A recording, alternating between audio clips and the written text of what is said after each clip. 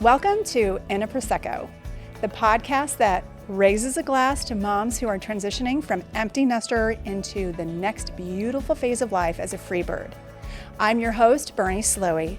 I'm a mother of two sons who have grown and flown, and I'm also a former corporate executive, filmmaker, writer, speaker, and entrepreneur who has helped women transfer into their authentic selves to uncork their infinite sparkling possibilities. So whether you're sipping a Prosecco or your favorite beverage of choice, join me as we pop open today's message in a bottle. Hello and welcome back to A Prosecco. Thanks for joining me today. And I am excited to introduce a very special guest, my husband, Joe Slowey. Glad to be here.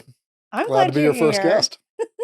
Yeah, you are my first guest. So That's this right. definitely qualifies as a bottle popper. And we've been married for A long time, 25 years. but And we've been together for 28 years. 28 years.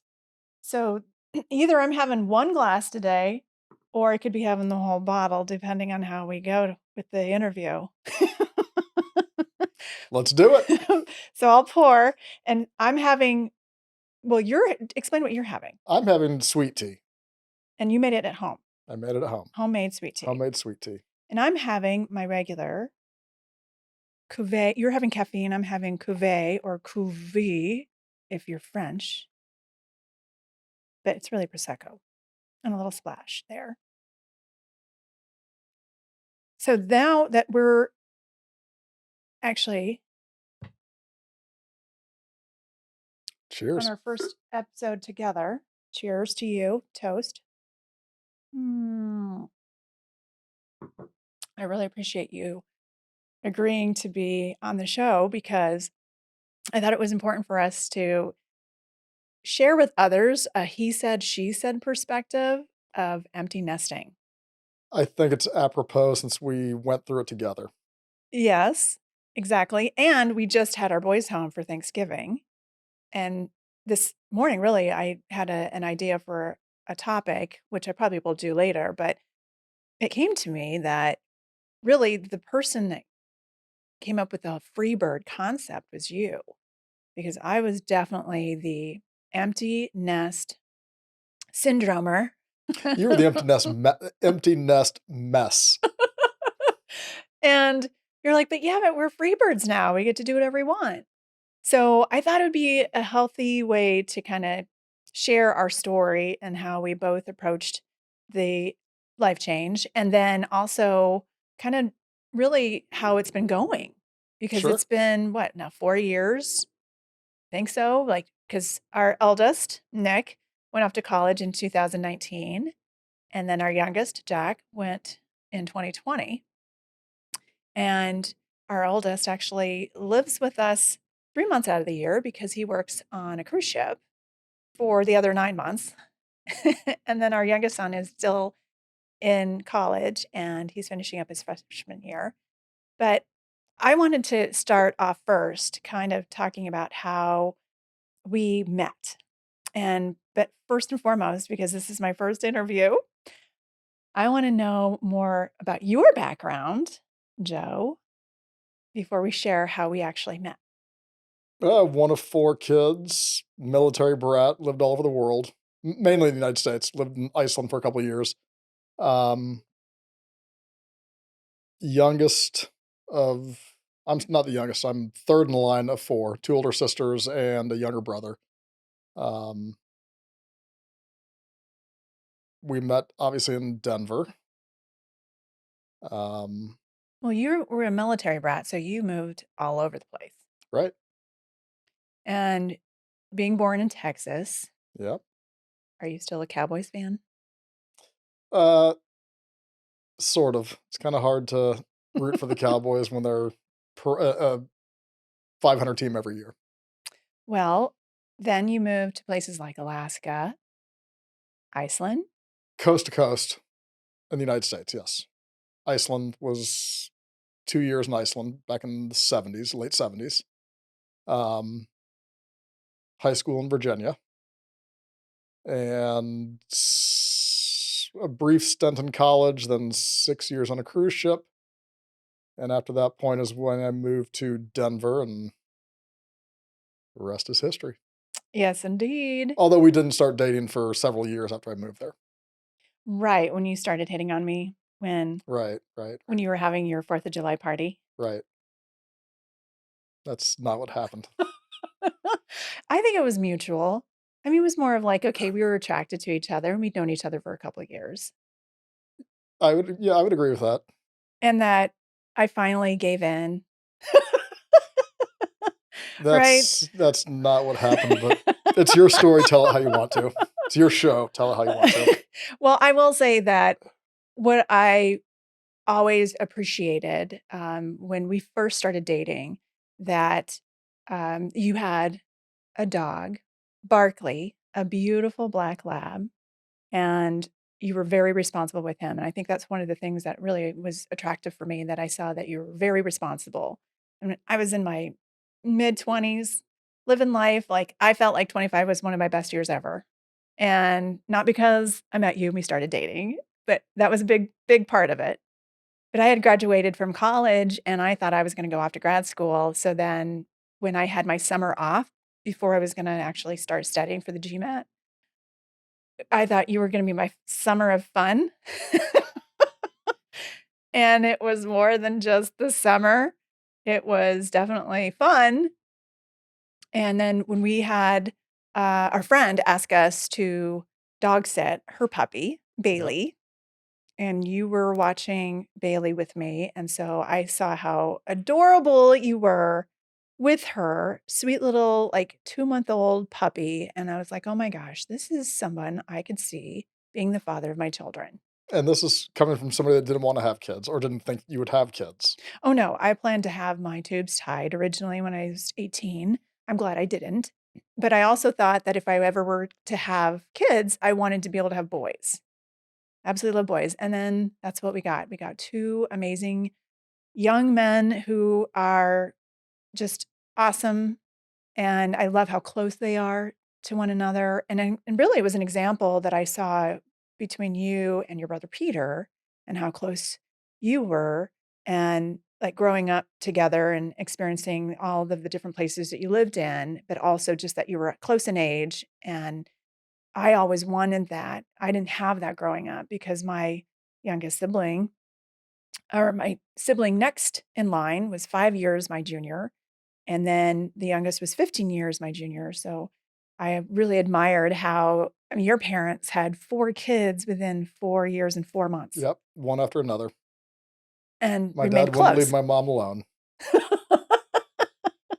But growing up, you had each other no matter where you lived. We were all very tight growing up together, all of the kids. That's what I admired so much about watching your family and, meeting them for the first time. It was like, wow, I really love the idea of having kids close in age. And so when we got married, I mean, of course, I thought, okay, you're going to be an amazing dad.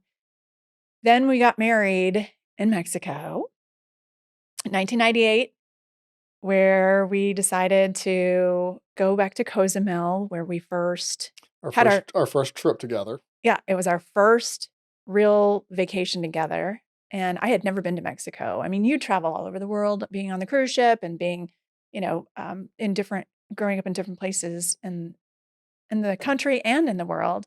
So for me, it was a big deal. That was my first trip to Mexico, I think. It was? I believe it was. Oh, okay. Well, so then we were both experiencing it for the first time Yep. together.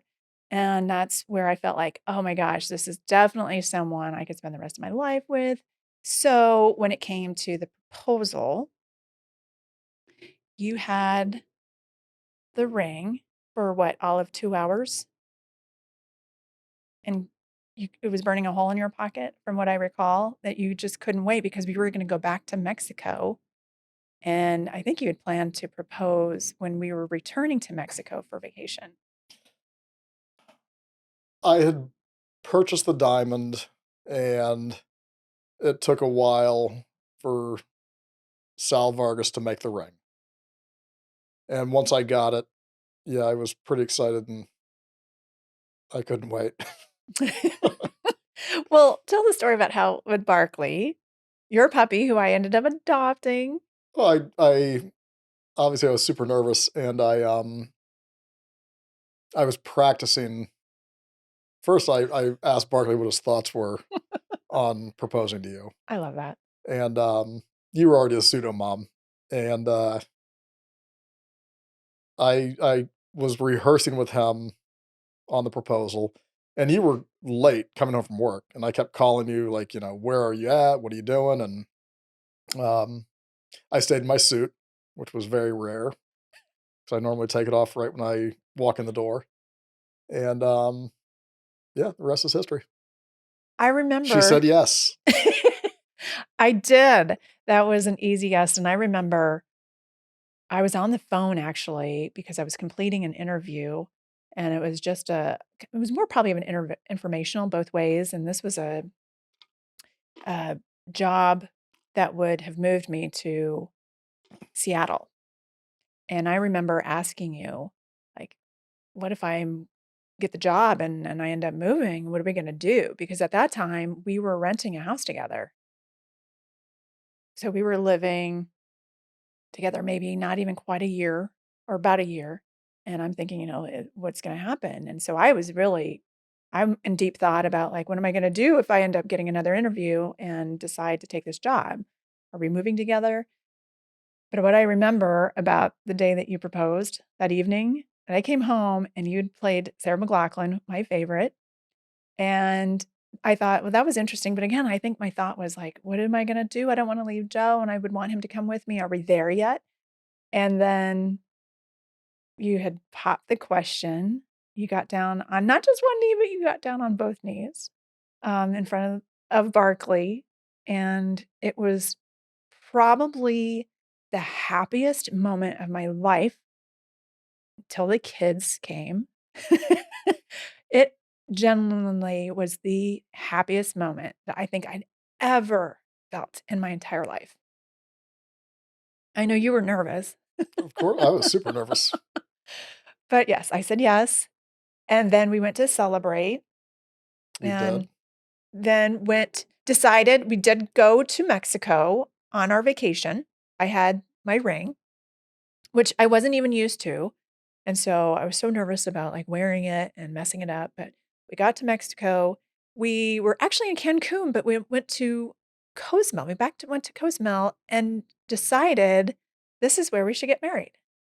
Well, we looked at some places in Denver, went up to Mm-hmm. Vail, looked at different places in the mountains, and then we decided to take a trip back to Mexico and just inquire about doing the wedding at the Presidente, where we went for our first trip. And you had won that trip. I had a sales contest. And that's what brought us there in the first place. And Yep. it felt like, wow, going back there was such a special place. And the hotel made it so easy for us to have the wedding. Yes. I mean, okay, so inflation. They weren't used to they hadn't done a lot of destination weddings. So they were thrilled that we were approaching them about doing it there, and they bent over backwards to accommodate us, as I recall. Yeah, they were amazing, and I remember when we had sat down, and it was really like, kinda like planning on the fly, Yes. going there and saying, "Hey, we loved our first trip here. We just got engaged. We would love to have our wedding here." There was no wedding package, so that was not fixed, and so when we met with the catering manager, he had said, "Well, let's go ahead and do a five-course meal, and let's charge $40 a person." Can't even believe what a bargain we got. It was so good and it was so reasonable. The food was and typically the food in Mexico, I don't go to Mexico for the food. The food is usually not very good. The food was unbelievably good at our wedding. It was, and then we had the surf and turf, we had, an An ice ice bowl bowl, of was it cantaloupe soup? cantaloupe soup, but Or was the it fact goat that I mean, cheese? the reception area, which was right in front, on be next to the beach and during sunset, so we had an extraordinary sunset, you know how I feel about sunsets, and not only that, but the fact that the linen were not just on the tables, but it was on the chairs, and so they just did an amazing job with decorating and the service. We had a mariachi band during dinner. But then when we were also on that same trip making plans with the hotel, we went to a bar named Joe's Bar in Mhm. Cozumel and found our band. And Uh, the band played salsa and reggae. and there was classic rock too, wasn't it? Yeah, they were playing classic rock, but we'd asked for reggae and the salsa, and They they were were able unreal. to They do were both. very, very good. What was it, like a seven-piece band? Yeah, 7 or 8 members, and the lead singer was from Boulder, Colorado, and he actually flew back on the plane with a bunch of the guests from the he was moving back to the States, and he was flying back on the plane with a bunch of our guests. That's right. I love all that synchronicity because when we had our wedding, what was so cool about it is that we had 60 of our friends and family Yep. join us. And so they made a vacation out of it. And it was a memorable experience. We had, and many for our guests too. Some friends got, Lot of debauchery. a lot of friends, maybe a few of them got to know each other a little bit better at Yes. the wedding. You know, when you're on vacation, things happen. And when we were together for so many days too, that's what was so cool is everything came together, even though I was a stress ball. But we got married traditionally in church, Yep. at a Catholic church. That was really for probably more my grandmother and your parents. But then the reception. So then we had, that was just such an incredible experience for me too. And We got married in Mexico in a Catholic church by an Irish priest, well, you can't get better who than and that. we couldn't understand a word he was saying because his thick Irish brogue. But I think he was saying something about how much we should honor each other, and so I got that much, really. That's about it. But it was very traditional in that sense, but untraditional when it came to the reception at the time. But, the thing is that we were amongst many family and friends that, we wanted there, and so it was just amazing. So when we got back, our friends had not had kids yet. We were the first out of our group of friend. Yes, our friend group, we were the first people to have children. And I think all of them were in shock because I'd always talked about, like, when after getting married, I wanted to so then I never went to grad school, by the way. I met Joe and things changed. I was definitely career bound.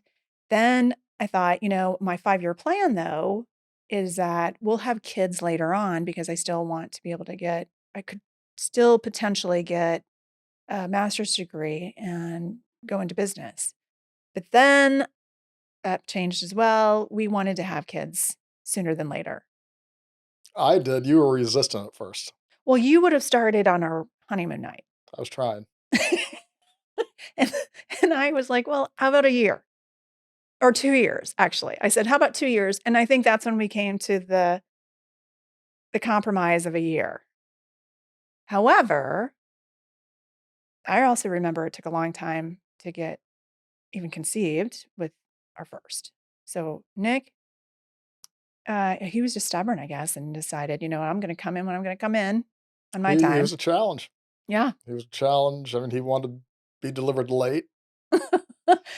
Oh my gosh, because I think conceived, it was New Year's New Year's 2000. Eve, 2000, 1999, going into 2000, and October of that year, late September, going into October was the busiest time, like in history, of people having children. Because I guess people were really enjoying New Year's Eve They're 2000. they were all celebrating bringing the new century in, Yes, they were. as were Yes, we were. we. So October rolls around, we have Nick, but it was definitely a little bit of a challenge to get pregnant initially, and a friend of mine had actually told me that I should stand on my head, and that should work, and it did. We got pregnant right away after that. So, you know what? Anybody who wants to give that a try, and if you do and it works, or if you know somebody that you give that advice to, please let me know if it worked for them. But it worked for us. So that by the time that we were thinking that we were going to go for number two, I knew that we wanted to be close, like your age difference with you and your younger brother, Peter, and giving it time. We thought, okay, it might be 2 years apart, but nope, it was immediate. Jack was like, I'm coming in. He was easy. First month we tried, and I'm pregnant. Don't forget, we were kind of freaked out because there's a lot of twins on your side of the family and a lot of twins on my side of the family. True, because my grandmother had 3 sets of She twins, was one of, yeah, there was 3 sets of twins, one of 9. and they skip a generation usually. Yep, and so she was one of 9. Dear Florence was one of 9 children in a Catholic Polish family, and with 3 sets of twins, we thought for sure. I mean, I think you really wanted to see 2 heartbeats at some point. I don't know if I wanted to, I just thought there was a very good chance we might have twins. And I thought it'd be kinda cool to have, I mean, I thought it would be cool that And I think it would've been great too because I also thought, like, having 4 kids, like, the way that you had 2 sisters and a brother, so everybody had a brother and everybody had a sister, and I thought if I could get pregnant twice and have twins with a set of girls and a set of boys, it'd be like 2 for 1 and have a set of twins, and we'd be done. The plan didn't work out that way, so but Jack comes along, and neither pregnancy, we decided that we were just gonna be surprised, that we didn't correct. wanna know the sex of the baby. And definitely, I mean, I had guesses, but the second time I had friends that joined me for an ultrasound at the 20-week appointment where we can find out the sex of the baby. So the doctor told my friends, and they were really good because they did not share with me, but apparently I was wrong because I thought I was definitely having a girl. I thought I saw something on Jack that I thought I knew we were having a boy the second time around, The the the giveaway. the giveaway. And I think I did too. It was pretty obvious, actually. It was just kind of one of those things that I thought, well, if we were only going to have 2 and we're not going to have twins, a boy and a girl. Needless to say, we have our 2 amazing boys, and I'm so glad because I think that they've been able to also really get close. So Yes. everything that I was hoping for, with you and Peter modeling your friendship and your closeness, I see that with our boys, and it's been so cool to watch them grow up together, and it's been a challenge because they didn't always get along. I don't think I'm not sure any kids always get along growing up. That's just human, um, especially with kids. I mean, kids do dumb things, and but I always knew that it would work out between them. I mean, I had a lot of fights with my brother, and you get to a certain point where you grow up and put all that nonsense behind you and start becoming an adult, Yeah, and I think that is what I was always craving for that growing up, like, I wish I had a sibling that was close to me, right? and that I felt like I was always the babysitter more than anything, and when we would move, it wasn't that I had that connection. I felt like, "Oh, great, I'm gonna be babysitting again," which is a lot of the reason why I joke about, I wanna,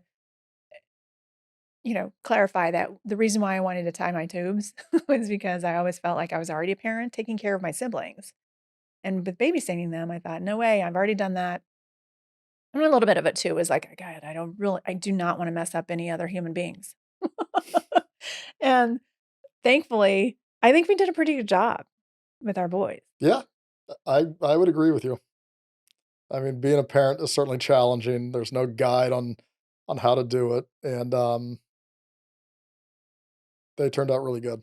They really have, and the fact that both of them wanted to come home, and they have been ever since they've left for college, and then Nick taking his gap year, going to work on a cruise ship. I mean, the fact that both of them wanna come home for the holidays, and I think that our relationship has evolved with them, and I guess this is a great segue as far as what that experience was, because I've shared in a previous episode of how I didn't feel like I was the best parent growing or I didn't have maybe the best experience with childhood. There was a lot of trauma resulting in leaving 2 war-torn countries and watching a very dysfunctional relationship. I didn't know really how to have, probably the most nurturing approach to parenthood, and that I really relied on other people and things that I admired about them. And I also felt like I really had a close relationship with your parents. I was very thankful that I had such a good relationship with my in-laws. And I think that you're probably I can guarantee you that my parents loved you more than they love me. Well, I mean, it's interesting because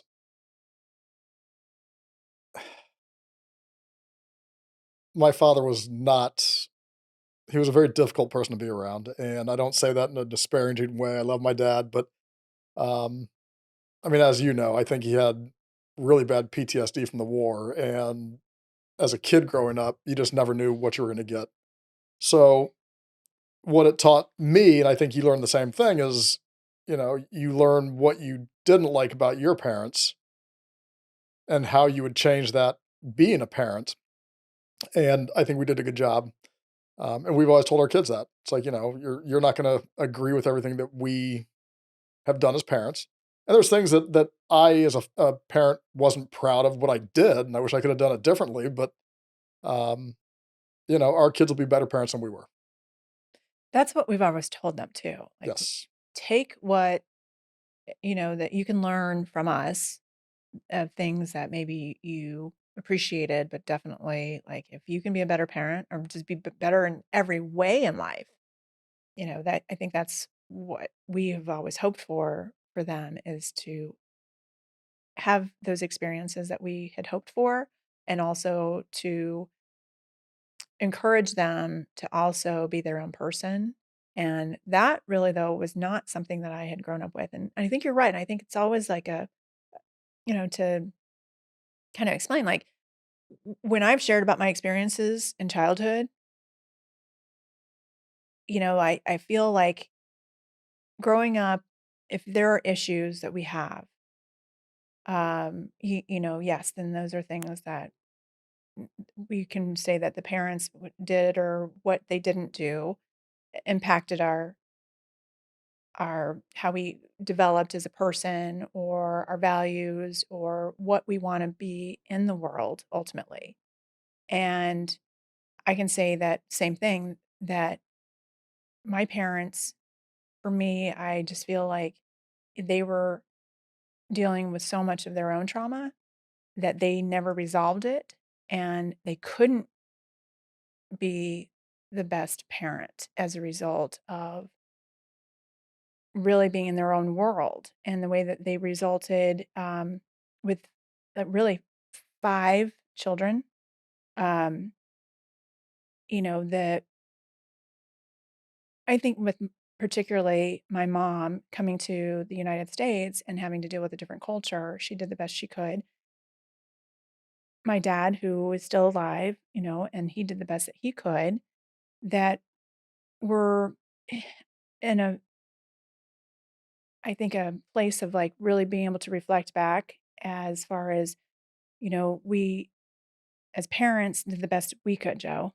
Like absolutely. we only knew what we knew. And a lot of it from the time that they're born, right? It's more of like, I think for me anyway, I was very reactive. It was reaction based off of like, oh my gosh, this is how my parents reacted. So this is how I reacted. I may have mindfully over time said I want to do it different, but I wish I would have read or I wish I wouldn't have followed the books so much because I was looking for guidance. I didn't want to be the parent that I experienced. I wanted to be a different parent, but I resorted to like, oh, well, the manuals, the parent manual that we don't receive, but the books that we read and relied on that. And now I wish that I would have relied on more of my intuition. Agreed. Like things like, okay, if the baby just needs to sleep in bed with us because he's not wanting to sleep alone, like Jack was really like, did not want to sleep in the crib. And that if I would have just said, I feel better about him being in bed with us because ultimately they grow up and they're like, no, I'm old enough to be on my own, right? Like, I don't want to sleep with you anymore. I want to sleep in my own bed. Right. Agreed. I completely agree. So then when they got older, I think it was as they became more vocal. I feel that our kids almost, my experience was more that they're like, just because you do it this way doesn't mean this is what I want.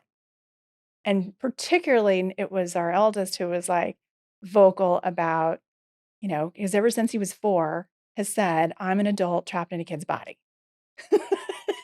He could be very difficult to deal with at times because he was so damn stubborn.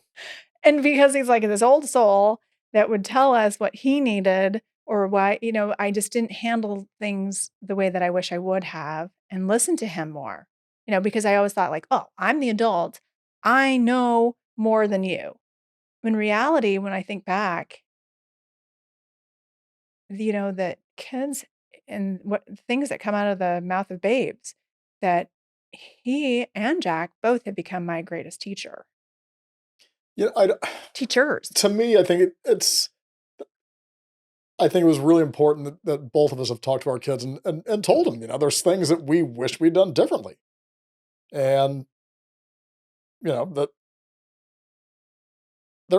there's not a guide, and I think when you tell your kids, "I screwed up," or "I should have done this differently," I think kids appreciate that. Um, it made me feel a lot better, and I think it makes them feel better, and it's okay to be vulnerable with your kids.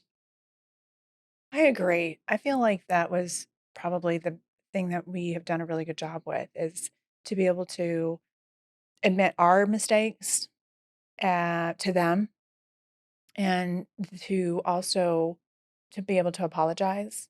Yeah. I mean, I was hard on them because of my own insecurities of the shit that I did growing up. I was a rotten kid. I just got away with everything, and I don't mean that in a bad way. I didn't hurt people, but very mischievous. And Well, there was a rebellious streak in you too. yeah, but God, I mean, I remember you getting upset with our kids one time, and I said, Bernie, our boys are saints compared to what I did, and I think that really shocked you. But I think it may have been a relief to you at some point because you looked at me and you're like, well, he seems like a pretty normal guy and a pretty upstanding citizen. So I guess our kids will be okay, right? Um, and the thing about our kids is we weren't strict parents. We were not helicopter parents. And you know, I don't judge anybody on how they raise their kids. It's how we did it. And we gave our kids a really long leash. And they never, man, they were good boys. We didn't give them curfews and they just knew what our expectations were. And they were very, they were pretty manageable growing up. You talk about the curfew, and I had the curfew at midnight, and I didn't want to place that on our boys. And what was interesting is that I broke curfew all the time and got grounded a number of times and hated it and suffered from it. And then I was like, I'm not going to do that to my kids. And you know what? They would come home at reasonable hours. They never took advantage of it. And the thing that I loved was um, all their friends wanted to hang out at our house too. And I think a lot of that was, I mean, there was always tons of food at our house. You always, every time the kids would come over, you were going to get them pizza or ordering pizza or, um, we just wanted to make sure all the kids were comfortable and had a place to hang out. And um, it was just nice. Our kids, like I hated being at home growing up. I didn't want anything to do with my parents. I did not want to be around them. And our kids liked being at our house. Yeah, same. Same. I felt like where I witnessed a friend whose parents were very open to like having everybody come over to the house. And I really appreciated that welcoming feeling because I did not want to be at home. And that also I felt like for us both, we really enjoyed our kids' friends.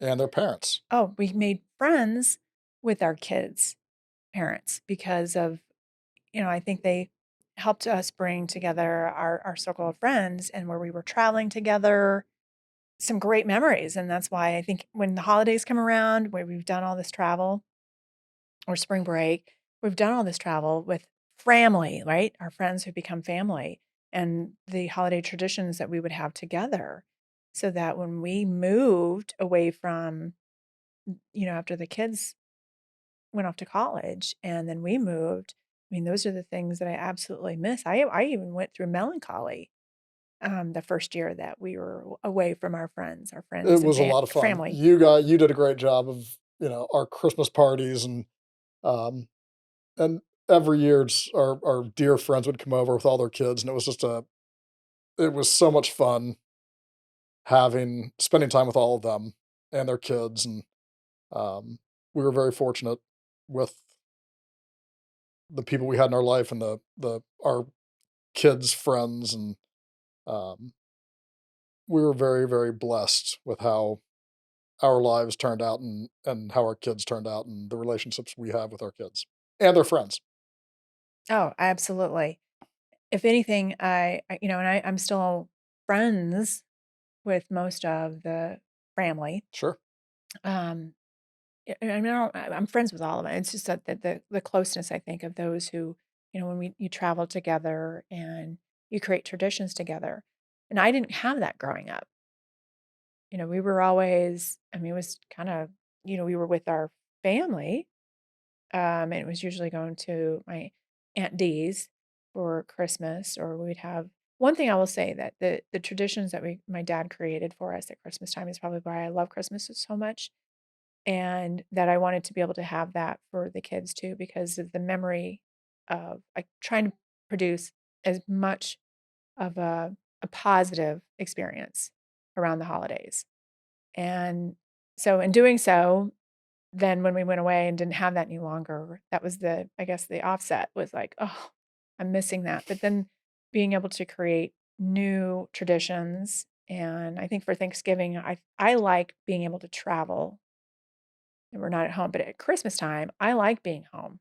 I want to be around the house because, decorating and doing the tree is a big thing for me. And even with the ornaments and sharing, like, whatever the history is. From the time that the first year that I came to the United States, I still have ornaments that say 1975. Right. But thankfully, you're the good cook. You are the cook of our household, and meals are delicious because of you, and probably why the kids really come home. Uh, we I love the fact that our kids like hanging out with us because that was not the case. That was not like me growing up. That was not what I wanted to do. And they're young adults now, and they're a blast to hang out with. They're funny as hell. Um, and I'm not trying to pat myself on the back, but I mean that's what we created. They actually like us, which is good. Yeah. Oh my gosh. Like I feel really blessed for that reason. And I think that's a great segue into when we talk about how with both of our childhoods being different, but we really, really wanted to be on the same page when it came to parenting. Yep. And that regardless of whether I really agreed with something that, when you put the hammer down or if you were like in a disagreement with something that I would want or was going to allow the kids to do or vice versa, that we always remained on the same page. And I think that was really positive because then the kids learned early, like, oh, we can't pull one over on mom because you know what? If dad says something, um, when we go to mom and we didn't like what dad said, but if maybe we go to mom, she might be more of a pushover and let us do it. And I was kind of like, no, what did dad say? But they were pretty good about that. I mean, I when I was a kid, I tried to manipulate that all the time. Because I would always say, my dad would say like no, or obviously he did not want something to happen. But go ask your mom, and I'd go to my mom and I'd say, well, yeah, dad said it was okay if you said it was okay. And But our kids were, I mean, our kids never pitted us against one another like that. Um, mm, I think if anything, the healthy thing that came from that is that the boys, even if even if you and I were on different pages, because we would have closed door conversations, right? Of I would have probably let him go, or I wouldn't have said this, or I wouldn't have done that. The kids saw us on a united front, and for them, I think that made them become closer on their own united front. Sure. Because even when I would go and ask them questions about like, "Hey, what did your brother think about this?" Or "What did your brother how's he doing about this?" They were very closed, and they'd be like, "Well, you need to ask Nick." Or Nick would be like, "You need to ask Jack about that. Don't ask me about it." Or they would have a bonding strategy of like, "Well, if mom and dad are gonna be united, then we have to be united." And that's really, I think, accidental from what the part of the, you know, parenting that united front creating them to be more on, as allies, not just brothers, but seeing themselves as allies, like, "We're in this together," Sure. and that has definitely been the case, and I'm that was accidental, but something that I really am happy about, that they have each other's back, because no matter what happens to us, if something happens to us, that ultimately that they will always have each other, and Yep. they're the 2 that will have experienced growing up together and having that bond, forever is everything that I was hoping for sure. I'm thrilled that they're good buddies. Yes, down to the fact that they were, like, wanting to travel together Yep. next year to backpack through Europe, for 2 months. We'll see how that goes. Yes. Because Nick is go, go, go, go, go, and Jack's kinda like, "Well, why don't we just chill out?" Isn't that hilarious how, like, you have the 2 or no matter however many children you have, right? But the fact that we have our 2 boys, they're complete opposites, I think, when it comes to personality and likes. They wanted different sports. I think it was on purpose that they were like, We wanna do different sports ultimately," that they navigated towards, and their gifts or their talents are different, and that they balance each other out, though, as a result. But 2 kids in the same household that can be also very different. I think that's the case in a lot of, I mean, I from my perspective, growing up watching other people, it's that happens a lot. And I mean, it's they complement each other very well. Yes, I agree.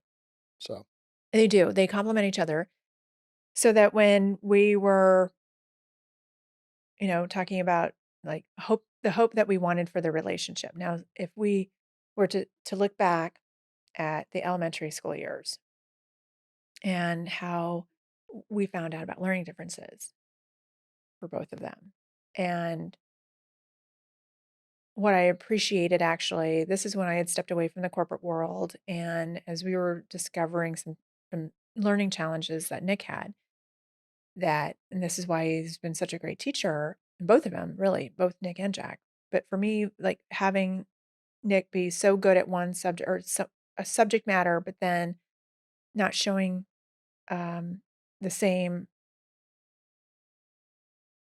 giftedness in another subject matter, where we learned about his dyslexia. And then Jack was then tested because we were like, well, we're noticing some differences in his learning, and then learning that he has ADHD. For me, when I was growing up, I couldn't I could not figure out algebra, and I thought I was just stupid. I'm like, why am I such a good writer, but I can't figure out math? And this was the era where there wasn't really anything that told you like, oh, here's your learning style. You didn't take tests for that.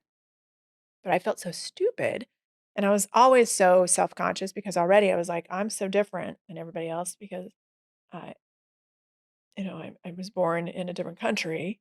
And so then when I wanted to excel in every subject, and for whatever reason, I became very insecure with math.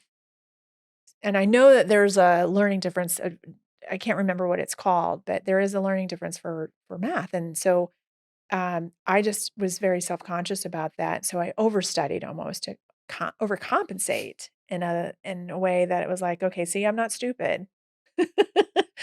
um, so that where when our boys learned about their learning differences, it taught me so much about my own learning differences. And when Jack learned about his ADHD,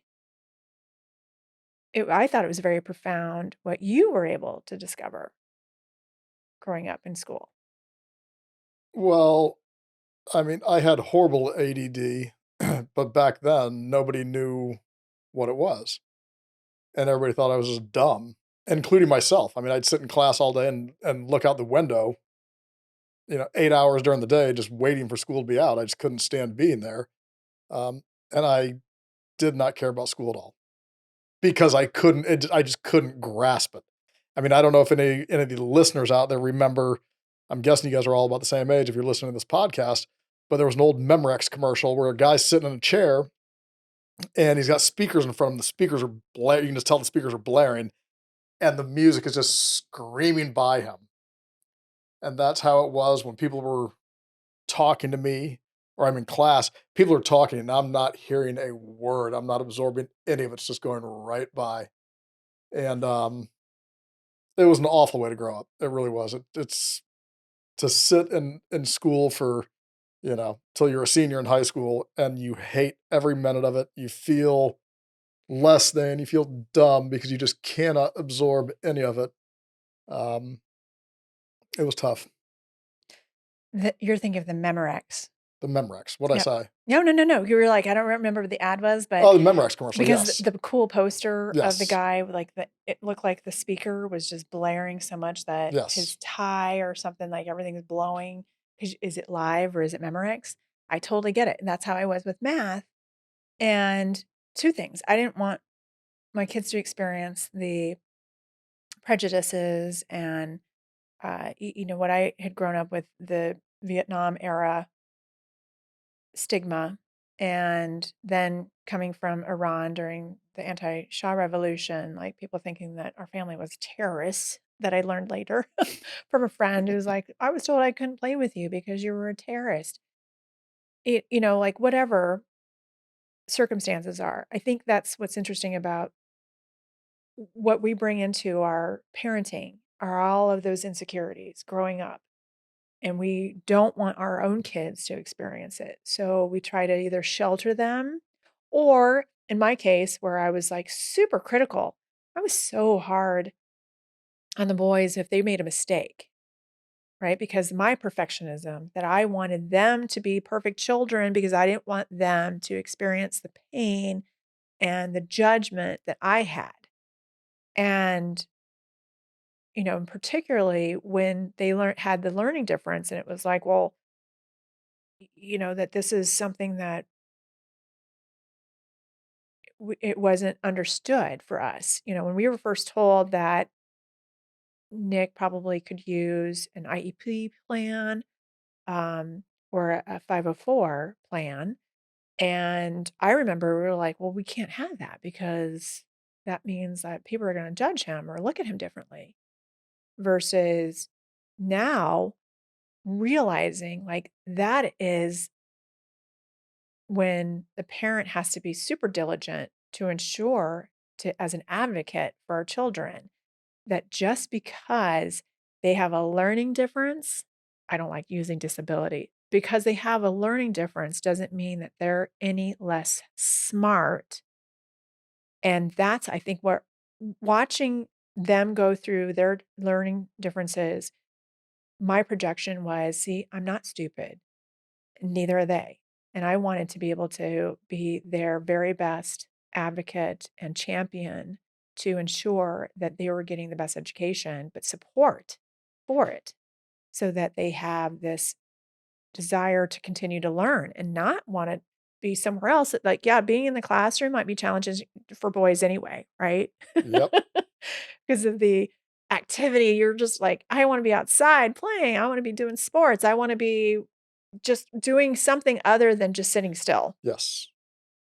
right? Absolutely. Yes. Because my mind is racing, and I need to also love what I'm learning, not because we're all learning the same things, But what I learned from our boys is that, no, they weren't at all. If anything, we learned that it was gifted with the learning disability, which is now considered twice exceptional. So having a being gifted in one area, but then having a deficiency of learning capacity of another subject doesn't it makes them twice exceptional.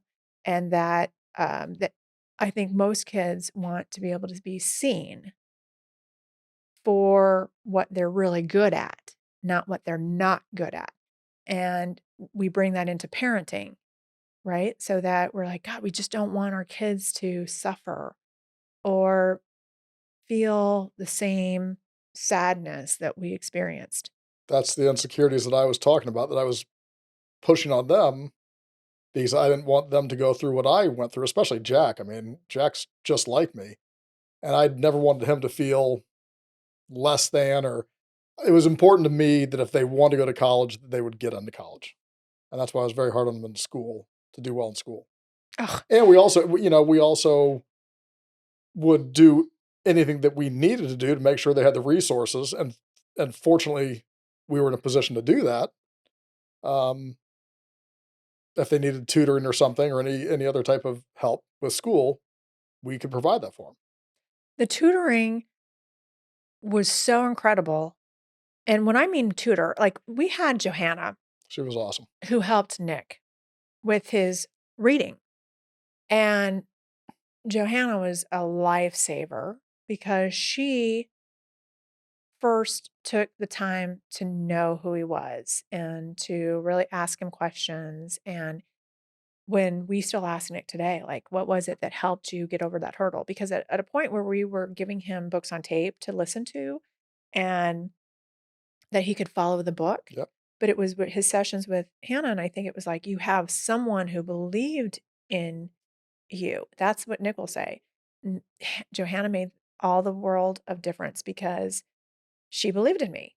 She has a gift. She has a gift in so many ways so that he was more confident going into that classroom. No matter what, if he felt behind, yes, there's gonna be I mean, just by age, right? Then you get to middle school. And we actually took our kids out of the school where they were and placed them in a different school that focused more on the giftedness part. Yep. And that's where Nick had a teacher who taught him how to write because Yep. he was so insecure about writing. And now he was like, gosh, she was a hard and tough teacher, but she taught me how to write and the things that you would never know. I think, if anything, if Nick were here today, he probably wouldn't be like, I don't want to be labeled. I don't want to be labeled as somebody who has dyslexia because what he has done is said, what happened for me is that I was able to take something that I wasn't good at and learned a way to use my voice, how I would speak, because he's always been a strong speaker. I mean, he learned his first word, and I know people are kind of like, no way, cannot be. But at 7 months, he was a parrot. He was a parrot at 7 months, so that anything he heard, he would just repeat it. He may not have known what it was, but I remember saying, oh my gosh, I was on the phone and I was saying, oh wow. And all of a sudden I hear him go, oh wow. Yeah. So he cle clearly has an auditory skill that, "All right, I heard this, I can repeat it." And it's the same way for him, it's like, I'm an experiential learner, so that's no wonder that he's kind of following your footsteps on the cruise ship, where he's like, now the go-to guy for training because people are like, "You know what? You grasped onto it so easily, you can train others," because it was hands-on. For him, he's like, "I need to experience learning the actual you give me a task, show me how to do it, I do it, and I'll excel at it." It's not where he can be in a classroom necessarily and learn and read from something, but if he has that ability to share that with others, and then with Jack, where I mean, he always surprises us. Even though he has ADHD, he surprises us all the time, where he'll like knock it out of the ballpark with his test scores or his grades. What about when he came home with the drawings from his art class?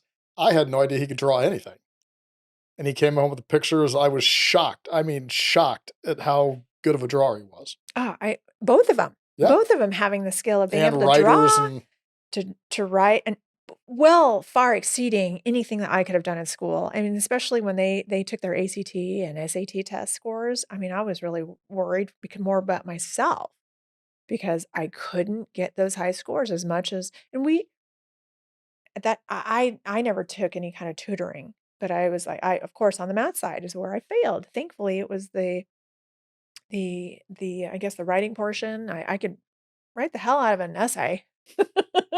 But give me math, and I'm like, "Oh, I gotta totally make up for it on one side." And the both of them did so much better than I did in the SAT and AC test.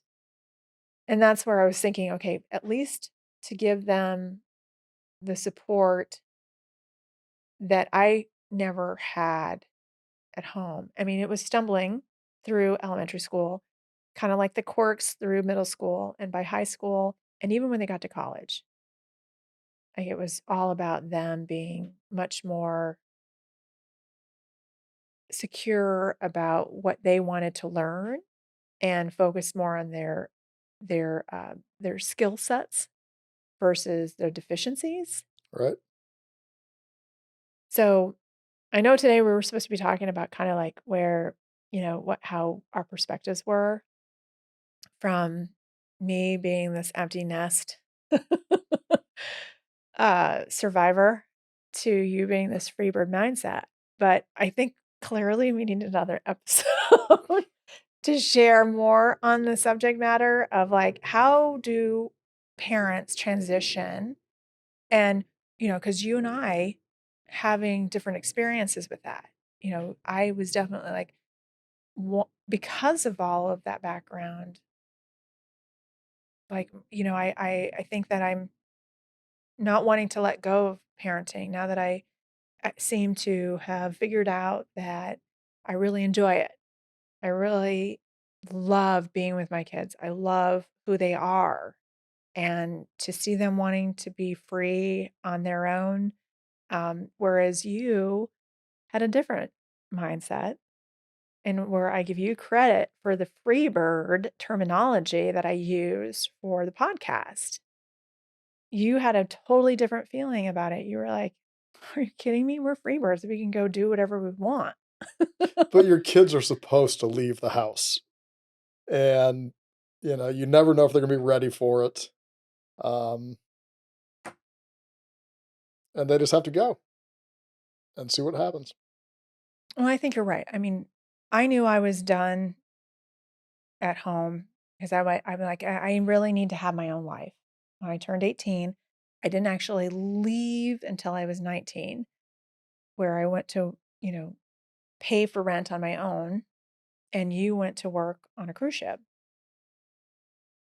And our kids, though, still come home, but they want to. Yes, Neither one of us wanted to. correct, We couldn't wait to be to be away. gone. Yes. So I think the next episode will actually be I'd love to do it. Let's do it. part 2 is where we really delve in to the empty nest syndrome mindset, to the freedom mindset of he said, she said, mom's perspective versus dad's perspective. But now at least the listeners know a little bit of our background and probably understanding where we're coming from as to why my mindset was different than yours. I think a lot of that's well, we can discuss it later. I think it's more maternal and paternal, um, on how parents react. But yeah, I'd love to come back in and finish this conversation. Well, hence that's like the maternal side is like, I'm coming from my heart. And you may be coming more from a logistical side. Maybe that is the part of the I guess we'll difference of figure it male and out. females, but we will definitely come back and return to the subject of empty nest mindset versus freebird mindset from he said, she said, from perspective of mom, perspective of dad. So, okay. Thank you for joining us on this episode. Come back for part 2 because clearly It'll be good. we want to share how our different perspectives have actually gotten us through this interesting life change because it's really exciting what is to come. And so there's more to share. Until next time, thanks for joining us today. Cheers. Cheers.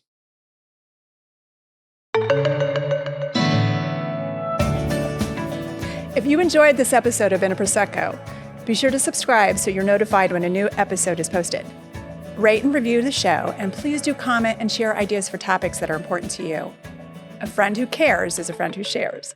Here's a toast to you on your re-inspirement journey. Cheers.